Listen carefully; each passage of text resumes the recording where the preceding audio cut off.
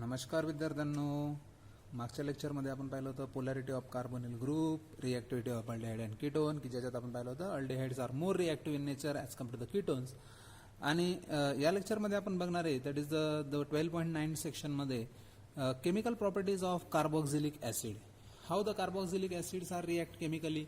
So the first is त्याच्यामध्ये आपल्याला जो फर्स्ट पॉईंट पाहायचा आहे that is the acidic character of the carboxylic acid, की कार्बोक्सिलिक कंपाऊंड जे असतात ते कार्बोक्सिल ग्रुप जो असतो तो ऍसिड म्हणून का काम करतो. Now we know that the carboxyl group जे आहे, this carboxyl group has a formula COOH which is represented as a C double bond OOH. This is the formula and this carboxylic group is the acidic in nature. Why it is acidic in nature? तर first of all हे carboxylic acid जे असतात हे जेव्हा पाण्यात dissociate होतात according to the Lewis theory जे आपण 11वीला पाहिले आहे कि when the compounds are dissociate into the water, there is a donation of the electron and loss of the H plus ion. The compound which gives the H plus ion, H2O and acid यांची जर रिएक्टिव्हिटी बघितलं, this acid donate the H plus ion, म्हणजे H plus ion RCOO carboxylate ion, and therefore there is a formation of carboxylate ion, and this H plus is goes to the H2O 1 and 2, that is the 3 hydrogen and oxygen and H plus चा positive charge त्याच्या डोक्यावर, and therefore there is a formation of hydronium ion.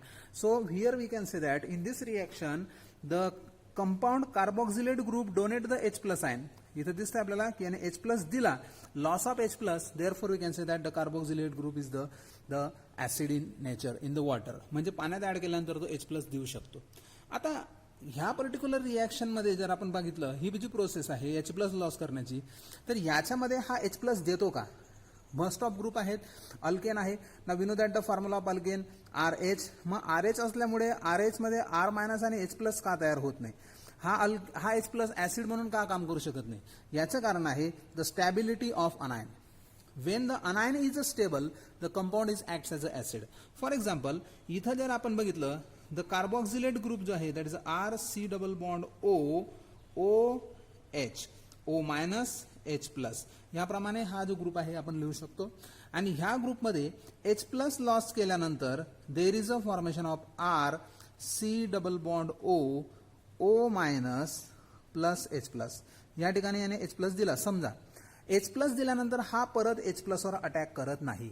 This electron जे ऑक्सिजनवर आपल्याला दिसत आहेत, दिस on the more इलेक्ट्रोनिगेटिव्ह oxygen इलेक्ट्रोनिगेटिव्ह असल्यामुळे काय की तो स्वतःकडे इलेक्ट्रॉन ठेवू शकतो. कार्बन इलेक्ट्रोनिगेटिव्ह कमी आहे म्हणून तो स्वतःकडे इलेक्ट्रॉन ठेवू शकत नाही, तो परत H प्लस वर अटॅक करून देईल. पण इथं हा H प्लस वर अटॅक न करता the negative charge is stabilize by means of the resonance effect.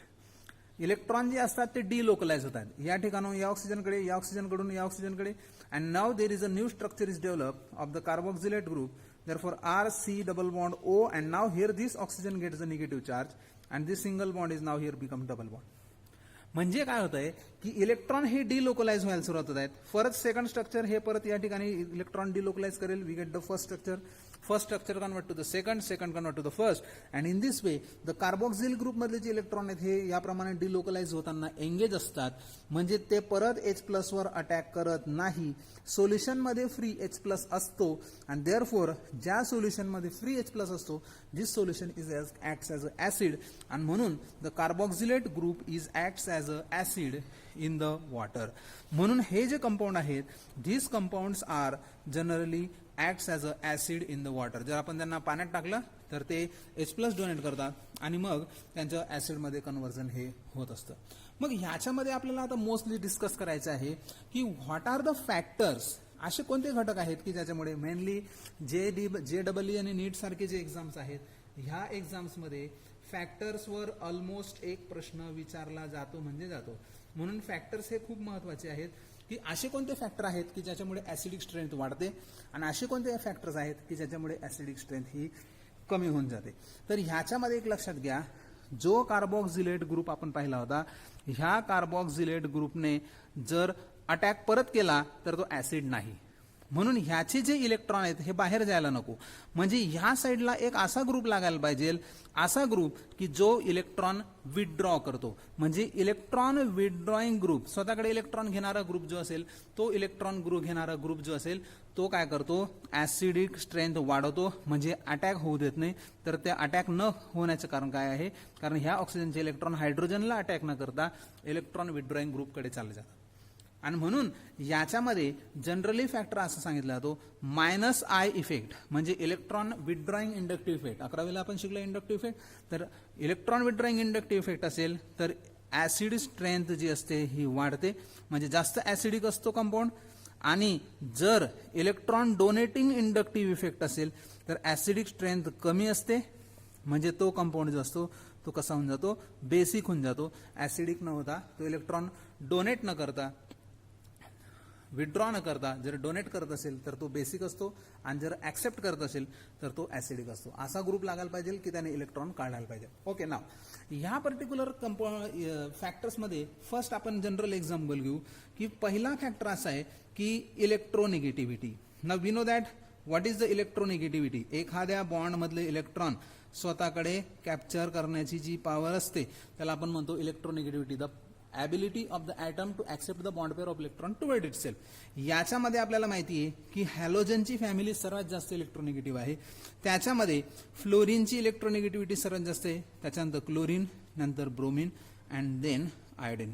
याप्रमाणे this is the order of electronegativity. मग कॅप्चर करण्याची पॉवर कोणाची जास्त आहे, फ्लोरीनची. म्हणजे जर या ठिकाणी मी फ्लोरीन लावला तर फ्लोरीन काय करेल, जास्तीत जास्त इलेक्ट्रॉन कॅप्चर करेल. जेवढे जास्त इलेक्ट्रॉन कॅप्चर करेल तेवढी ऍसिडिक स्ट्रेंथ जास्त वाढेल. म्हणून या ठिकाणी मी फ्लोरो ऍसिटिक ऍसिड जर घेतला, CH2COOH, this is the fluoro acetic acid, याची जी ऍसिडिक स्ट्रेंथ आहे ही क्लोरो ऍसिटिक ऍसिड CH2COOH याच्यापेक्षा जास्त असेल. आणि याची acidic strength bromo acetic acid BrCH2COOH याची पासून जास्त असेल. And then the iodine. म्हणजे याच्यामध्ये फ्लोरीनची इलेक्ट्रोनिगेटिव्हिटी ही जास्त असल्यामुळे याच्यामध्ये -I इफेक्ट जास्त आहे, आणि म्हणून ऍसिडिक स्ट्रेंथ याची त्याच्यापेक्षा सर्वांपेक्षा जास्त आहे. नाव PKA आणि PKB ची कन्सेप्ट जी आहे ती नेहमी लक्षात ठेवा. जर ऍसिड स्ट्रॉंग असेल, जेवढा स्ट्रॉंग ऍसिड असेल तेवढा PKA हा स्मॉल असतो, आणि PKB म्हणजे dissociation constant of acid and dissociation constant of base यांचा पॉवर घेतलेला आहे. तर याचा power of dissociation constant of acid and power of dissociation constant of base हा जो आहे PKB, ऍसिड कमी आहे म्हणजे बेस कसा असेल, जास्त असतो. हे उलट रिलेशन आहे. ऍसिड जर वीक असेल तर PKB हा स्मॉल असेल आणि PKA मोठा असतो. मग इथं बघा ऍसिड स्ट्रॉंग आहे तर PKA कसा पाहिजे, स्मॉल पाहिजे. मग यांच्यामध्ये ऍसिड स्ट्रॉंग कोणता आहे, fluoro acetic acid. Therefore the PKA of the fluoro acetic acid is equal to 2.56 while the chlorine has a 2.86. म्हणजे याचा PKA स्मॉल आहे, so this is a strong acid. याचा PKA त्याच्यापेक्षा मोठा आहे, म्हणजे याच्यापेक्षा हा ऍसिड थोडासा कमी स्ट्रॉंग आहे. आणि याच्यामध्ये ब्रोमीन जर घेतला तर दॅट इज अ 2.90, आणि हा जर घेतला दॅट इज अ 2.38. म्हणजे ऍसिडिक स्ट्रेंथ ही वाढत जाते जर इलेक्ट्रोनिगेटिव्हिटी ही वाढत गेली. So this is the first factor की इलेक्ट्रोनिगेटिव्हिटी जर वाढत गेली, so as the electronegativity increases the acidic strength is also increases. Second point जो आहे याच्यामध्ये आपल्याला जो बघायचा आहे, this second point is that की समजा इलेक्ट्रॉन विथड्रॉ करणारे ग्रुप जर वाढले तर obviously number of electron withdrawing group increases, therefore the acidic strength. कारण जेवढे ग्रुप विथड्रॉ करणारे जर लागले तेवढे तो ऍसिडिक स्ट्रेंथ जास्तीत जास्त वाढेल.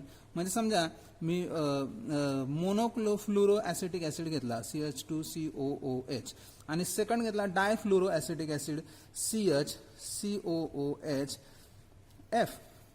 इथं बघितलं, सो हिअर विथड्रॉ करणारा इलेक्ट्रॉन काढून घेणारा ग्रुप एकच आहे, पण डायफ्लोरो ऍसिटिक ऍसिड मध्ये इलेक्ट्रॉन काढून घेणारे 2 आहेत. म्हणजे याची पॉवर ही जास्त आहे कारण हा जास्त इलेक्ट्रॉन विथड्रॉ करतोय. ट्रायफ्लोरो ऍसिटिक ऍसिड घेतला मी समजा CFF and here F and here COH. So here trifluoro acetic acid तर अजून जास्त पॉवरफुल आहे. का बरं, की इलेक्ट्रॉन विड्रॉ करणारे ग्रुप सुद्धा कसे आहेत, जास्त आहेत. म्हणजे जेवढे इलेक्ट्रॉन काढून घेणारे ग्रुप वाढले, जेवढे जास्त तेवढी ऍसिडिक स्ट्रेंथ जास्त. हीच कन्सेप्ट आपण ॲरोमॅटिक ऍसिडसाठी लावू शकतो. फॉर एक्झाम्पल, जर समजा मी हा कार्बोक्सिलिक ऍसिड, बेंझोइक ऍसिड घेतला, याच्यामध्ये एक इलेक्ट्रॉन इलेक्ट्रॉन काढून घेणारा नायट्रो ग्रुप जर लावला, तर याची पॉवर कशी आहे, थोडी जास्त आहे बेंझोइक ऍसिडपेक्षा, कारण हा इलेक्ट्रॉन काढून घेणारा ग्रुप आहे. म्हणजे याची पॉवर बेंझोइक ऍसिडपेक्षा ऑर्थोनायट्रो बेंझोइक ऍसिडची पॉवर थोडीशी जास्त असेल, कारण तो ग्रुप काढून घेणारा लावून घेतला आपण, जसं इथं आपण बघितलं जेवढे ग्रुप. पण इथं मी सेकंड नायट्रो ग्रुपला अटॅच जर केला, तर आता एका ग्रुपपेक्षा इथं आता इलेक्ट्रॉन काढणारे ग्रुप 2 आहेत, म्हणजे पॉवर अजून वाढली. समजा मी अजून एक लावला try nitro, so here the power again increases. अजून हा जास्त स्ट्रॉंग ऍसिड, म्हणजे नंबर ऑफ इलेक्ट्रॉन काढून घेणारे ग्रुप जेवढे जास्त तेवढी ऍसिडिक स्ट्रेंथ जास्त. याच्या उलट जर समजा इलेक्ट्रॉन डोनेट करणारे ग्रुप जर वाढले, तर मग काय होईल, ऍसिडिक स्ट्रेंथ ही कमी होईल आणि बेसिक स्ट्रेंथ वाढेल. म्हणजे अमिनो ग्रुप आता मी समजा लावला, तर अमिनो ग्रुप लावल्यानंतर काय होईल, हा इलेक्ट्रॉन डोनेट करतोय. इलेक्ट्रॉन डोनेट करणारे ग्रुप जेवढे जेवढे जास्त वाढले, तेवढे त्याची ऍसिडिक स्ट्रेंथ काय होत जाईल, कमी कमी होत जाईल. आणि एक गोष्ट लक्षात ठेवा, हे ग्रुप ऑर्थो अँड पॅरालाच इफेक्टिव्ह असतात. रेझोनन्स स्ट्रक्चर जे असतं, 11वीला शिकलोय आपण की रेझोनेटिंग स्ट्रक्चर जे असतं ते ऑर्थो आणि पॅरा पोझिशनला जास्त इफेक्टिव्ह असतं. म्हणून ऑर्थो पॅराला जे ग्रुप आहेत यांची इफेक्टिव्हनेस जास्त असल्यामुळे त्यांची जी आपण टेंडन्सी कन्सिडर करणार आहेत, विथड्रॉ करतोय की लॉस करतोय, ही ऑर्थो पॅरालाच जास्त करून कन्सिडर केला जातो. आणि त्याच्यानंतर नसेल तर मग मेटाचा नंबर लागतो. ओके, सो याच्यानंतर अजून एक पॉईंट याच्यात बघण्यासारखा असा आहे की acidic strength is also divide by distance. Distance कसं काय, समजा एखादी गाव आहे, गावामध्ये पाणी आलं, मोटर जेवढी दूर लावणार तेवढं कमी पाणी खेचेल, जेवढी जास्त जवळ लावणार तेवढे जास्त पाणी खेचेल.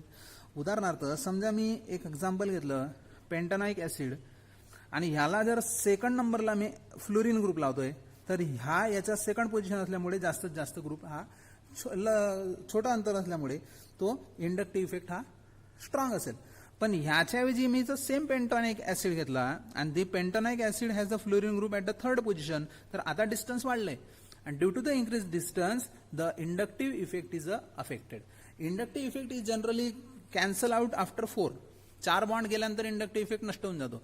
मग इथं जेवढा बॉन्ड मधले डिस्टन्स वाढत गेलं, तेवढी ऍसिडिक स्ट्रेंथ ही काय होत जाईल, कमी कमी होत जाईल. म्हणजे 2 फ्लुरो पेंटॅनाइक ऍसिड हा स्ट्रॉंग आहे कारण अंतर कमी आहे, त्याच्यापेक्षा 3 फ्लुरो पेंटॅनाइक ऍसिड हा कमी पॉवरफुल आहे कारण अंतर थोडंसं वाढून गेलेलं आहे. त्याच्यापेक्षा अजून जर आपण 4 फ्लुरो घेतला, तर तो 4 फ्लुरो अजून वीक असेल. का बरं, कारण अंतर अजून वाढून गेलेलं आहे. म्हणजे ह्याप्रमाणे जेवढं डिस्टन्स हे जास्त, तेवढं ऍसिडिक स्ट्रेंथ ही कमी कमी होत जाईल. तर हे 3 ते 4 फॅक्टर असं आपण पाहिले की what is the factors we should be use for the determination of the acidic strength or the basic strength. याच्यानंतर पुढच्या लेक्चरला आपण पाहू लॅबोरेटरी टेस्ट, की लॅबमध्ये आपण कोणत्या प्रकारचे रिॲक्शन घेऊ शकतो की ज्याच्यामुळे दिलेला कंपाऊंड हा ऍसिड आहे की बेस हे आपण डिटेक्ट करू. Okay, thank you.